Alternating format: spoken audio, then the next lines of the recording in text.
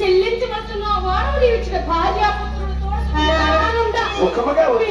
మధ్యను నాచుకుండి ఎలాగునా నా కాలు పడిపోయినట్టు తిరుగుడుకున్న కారణమేమి కాలదయ్యా.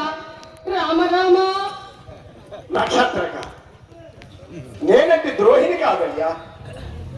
నెమ్మదిగా లేచిరమ్మ నాయన.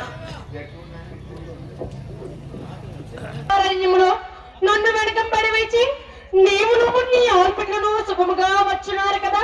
చాలు చాలు, నేనెక్కడ చచ్చినా నీకేమయ్యా. నక్షత్రేశ్వర లేచిరండు నాయన.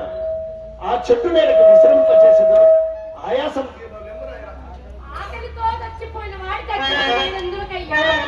నాకు నీరు ధారకం పోయవయ్యా. చెట్టు వద్దు, చేమ వద్దు, నీరు ధారకం పోయేవలేనా. ఇచ్చట నీరు ఎచ్చటను లేదే. మరి నన్నిలాంటి అరణ్యంలోకి ఎలా తెచ్చితివి? అయ్యో దైవమా, స్నేహం కుదరకు ముందు ఒక్కరి గుణాగుణములు ఎట్లు తెలియవు. అట్లనే ఇది నీరు లేని స్థలమని నిర్జల స్థలమని తెలిసినది కాదయ్యా. అవునవును, ఏ పెద్ద పుల్లోట పడి బ్రహ్మచారి చచ్చినచో మన పొడుగు వాడు లేకుండా కదా అని ఎంచిన నిచ్చడికి ఈచి తెచ్చిన మాయాపాయముడికి బాగుగా తెలియదు. కానీ మరి ఏదియూ తెలియదు. తప్పు నాయన, నిష్ఠూరపు మాట్లాడవలదు నాయన, నిష్ఠూరపు మాట్లాడవలదు. నిజమాడినా నిష్ఠూరమే. పోనీలేనాయన, అట్లే మాట్లాడము గాని లేచి నిలబడి నెమ్మదిగా నాతో సహకరించి చెట్టు నీడకి రమ్ము. ఇందెందైనా నీరు దొరికినేమో మరి నీ పోయి వచ్చదు.